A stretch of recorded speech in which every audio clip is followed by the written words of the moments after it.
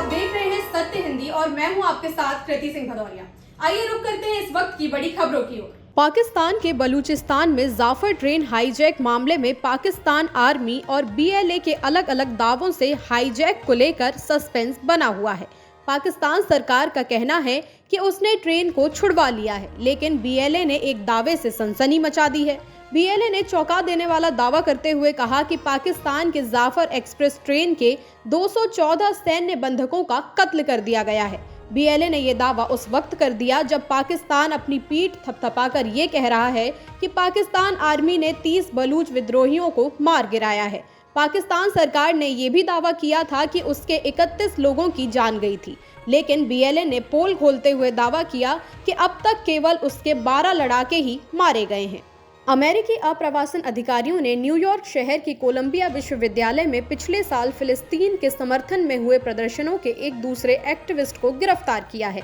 Department of homeland security यानी कि DHS ने शुक्रवार को एक बयान में कहा कि फिलिस्तीनी महिला लेका कोडिया को न्यूयॉर्क में गिरफ्तार कर लिया गया है।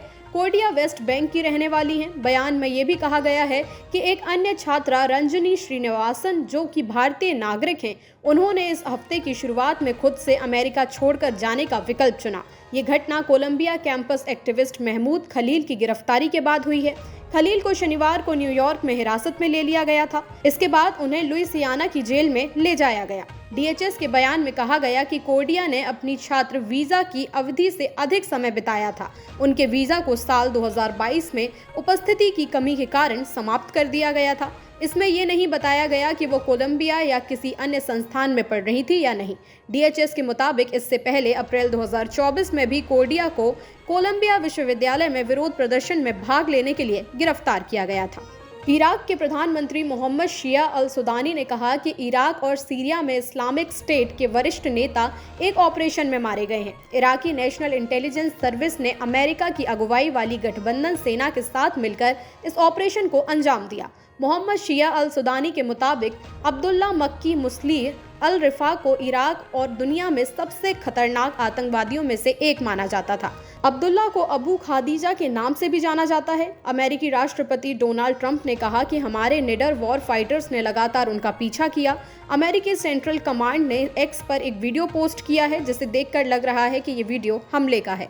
बताया गया है कि यह हमला गुरुवार को इराक के पश्चिमी अल अनबार प्रांत में किया गया था। अमेरिका के राष्ट्रपति डोनाल्ड ट्रंप ने अपना पद संभालने से पहले कई बार वादा किया था कि यदि वह सत्ता में आ जाते हैं तो रूस यूक्रेन युद्ध को सिर्फ 24 घंटे में खत्म करवा देंगे। मगर अब 54 दिन बीत चुके हैं और अभी तक रूस यूक्रेन युद्ध खत्म नहीं हुआ है। अमेरिकी राष्ट्रपति ने शुक्रवार को कहा कि उन्होंने चुनाव प्रचार के दौरान दावा किया था कि वो रूस यूक्रेन युद्ध को 24 घंटे के भीतर सुलझा सकते हैं, लेकिन उनका ये कथन थोड़ा व्यंग्यात्मक था। फुल मेजर टेलीविजन कार्यक्रम के लिए एक इंटरव्यू के दौरान उनसे पूछा गया कि उनके प्रशासन को सत्ता संभाले हुए 54 दिन बीत चुके हैं, लेकिन युद्ध का समाधान अभी तक नहीं हो पाया है। रविवार को प्रसारित होने वाले कार्यक्रम से पूर्व जारी क्लिप में ट्रंप ने कहा कि जब मैंने ये कहा था तो मैं थोड़ा व्यंग्यात्मक था। मेरा मतलब ये था कि मैं इस युद्ध को समाप्त कराना चाहता हूँ और मुझे लगता है कि मैं इसमें सफल हो जाऊंगा। अमेरिका ने दक्षिण अफ्रीका के राजदूत इब्राहिम रसूल को देश से निष्कासित कर दिया है। ये कार्यवाही तब हुई जब रसूल पर आरोप लगा कि उन्होंने अमेरिकी राष्ट्रपति डोनाल्ड ट्रंप के खिलाफ नफरत भरे बयान दिए थे। जानकारी के मुताबिक इन बयानों ने दोनों देशों के बीच कूटनीतिक संबंधों में तनाव पैदा कर दिया। अमेरिकी विदेश मंत्रालय ने इस मामले पर सख्त रुख अपनाते हुए कहा कि किसी भी विदेशी राजनयिक को ऐसी टिप्पणियों की अनुमति नहीं दी जा सकती है जो अमेरिकी नेतृत्व के खिलाफ हो। रसूल के निष्कासन को तत्काल प्रभाव से लागू किया गया है। दक्षिण अफ्रीकी सरकार ने अभी तक इस घटना पर कोई आधिकारिक बयान जारी नहीं किया है। ये घटना ऐसे समय में हुई है जब वैश्विक मंच पर ट्रंप प्रशासन की नीतियों को लेकर पहले से ही चर्चा चल रही है। अमेरिकी राष्ट्रपति डोनाल्ड ट्रंप ने शुक्रवार को व्लादिमीर पुतिन से आग्रह किया कि वे रूस द्वारा कुर्स्क क्षेत्र से बाहर निकाले जा रहे यूक्रेनी सैनिकों को छोड़ दें। इस पर अब पुतिन की प्रतिक्रिया आई है। उन्होंने कहा है कि अगर वे आत्मसमर्पण करते हैं तो वे इस अपील का सम्मान करेंगे। समाचार एजेंसी रॉयटर्स ने अपनी रिपोर्ट में पुतिन के हवाले से कहा कि यदि वे आत्मसमर्पण करते हैं तो हम गारंटी देते हैं कि हम उनकी जान बचा लेंगे। उन्हें अंतर्राष्ट्रीय कानून और रूसी संघ के कानूनों के अनुसार जीवन और सभ्य व्यवहार की गारंटी दी जाएगी। ट्रंप ने शुक्रवार को कहा था कि एक दिन पहले पुतिन के साथ हुई लंबी सकारात्मक चर्चा के बाद रूस और यूक्रेन के बीच युद्ध समाप्त होने की बहुत अच्छी संभावना है। वहीं रूस की सुरक्षा परिषद के उपाध्यक्ष पूर्व राष्ट्रपति दिमित्री ने सोशल मीडिया पर पोस्ट किया कि यदि यूक्रेनी सैनिक हथियार डालने से इनकार करते हैं तो उन सभी को व्यवस्थित और निर्दयतापूर्वक खत्म कर दिया जाएगा। महात्मा गांधी के परपोते तुषार गांधी की आरएसएस को लेकर एक कथित टिप्पणी पर बीजेपी ने प्रतिक्रिया दी है। बीजेपी नेता वी मुरलीधरन ने कहा कि तुषार गांधी प्रोपेगेंडा फैलाने के लिए केरल आए थे और वो कांग्रेस का टिकट पाने की कोशिश कर रहे हैं। बीजेपी नेता वी मुरलीधरन ने यह भी कहा कि ना ही किसी ने उन पर हमला किया और ना ही उनके साथ हाथापाई की गई। वो एक जगह जाते हैं और पूरी तरह से झूठ फैलाने की कोशिश करते हैं, तो स्वाभाविक रूप से वहां पर मौजूद लोगों ने विरोध किया। ये कोई पहले से तय विरोध नहीं था। जो लोग वहां थे उन्हें लगा कि वो जो कह रहे थे वो सच नहीं था। उन्होंने कहा कि आप इसकी तुलना उस घटना से भी कर सकते हैं जहां राज्यपाल के साथ दुर्व्यवहार किया गया और कोई भी मामला दर्ज नहीं किया गया। तो केरल में पिनाराई विजयन के शासन में अब राज्यपाल पर हमला होता है तो कोई मामला दर्ज नहीं होता, लेकिन कोई व्यक्ति जो गांधी जी के वंशज होने का दावा करते हैं वो आते हैं और कुछ प्रोपेगेंडा फैलाते हैं जिसका सच से कोई लेना देना नहीं है, उनका विरोध होता है और केस दर्ज हो जाता है। मुरलीधरन ने कहा कि ये एक राजनीतिक प्रोपेगेंडा है। तुषार गांधी इसी के लिए यहाँ आए थे। वो कांग्रेस का टिकट पाने की कोशिश कर रहे हैं। इस बार भी उन्होंने कोशिश की लेकिन उन्हें टिकट नहीं मिला।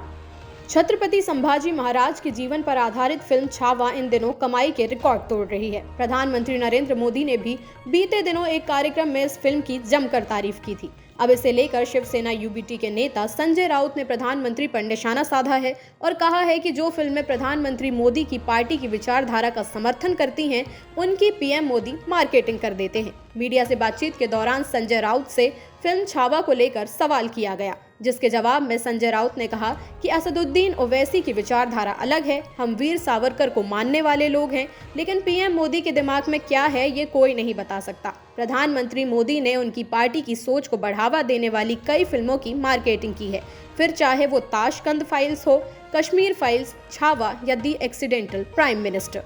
अमृतसर के एक मंदिर को निशाना बनाकर शुक्रवार रात को किए गए धमाके के मामले में पंजाब के मुख्यमंत्री भगवंत मान ने कहा है कि पंजाब में कानून व्यवस्था की स्थिति अच्छी है। उन्होंने कहा कि पंजाब में शांति भंग करने की हमेशा से कोशिशें होती रही हैं। ड्रग्स, गैंगस्टर, जबरन वसूली इसका हिस्सा है और ये दिखाने की कोशिशें होती हैं कि पंजाब एक अशांत राज्य बन गया है।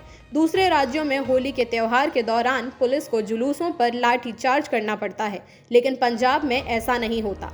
पंजाब में कानून व्यवस्था की स्थिति अच्छी है। भगवंत मान ने कहा कि ड्रोन पाकिस्तान से आ रहे हैं। मैं पंजाब के लोगों को यकीन दिलाना चाहता हूं कि राज्य सुरक्षित है। आंध्र प्रदेश के उप मुख्यमंत्री और जनसेना पार्टी के प्रमुख पवन कल्याण ने तमिलनाडु के नेताओं पर करारा हमला किया है। उन्होंने शुक्रवार को नेशनल एजुकेशन पॉलिसी के विरोध और हिंदी थोपने के आरोप को लेकर तमिलनाडु के नेताओं की आलोचना की। पवन कल्याण इसे पाखंड बताते हुए सवाल किया कि वे हिंदी का विरोध क्यों करते हैं, जबकि हिंदी में फिल्में डब की जाती हैं और मुनाफा कमाया जाता है। पवन कल्याण ने कहा कि ये नेता हिंदी का विरोध करते हैं, लेकिन वित्तीय लाभ के लिए तमिल फिल्मों को हिंदी में डब करने की अनुमति दे देते हैं। उन्होंने कहा कि मुझे समझ में नहीं आता कि कुछ लोग संस्कृत की आलोचना क्यों करते हैं। तमिलनाडु के नेता हिंदी का विरोध क्यों करते हैं, जबकि वित्तीय लाभ के लिए अपनी फिल्मों को हिंदी में डब करने की अनुमति दे देते हैं। वे बॉलीवुड से पैसा चाहते हैं, लेकिन हिंदी को स्वीकार करने से इनकार करते हैं। आखिर ये कैसा तर्क है? फिलहाल के लिए इतना ही। देश दुनिया की तमाम खबरों के लिए आप देखते रहिए सत्य हिंदी।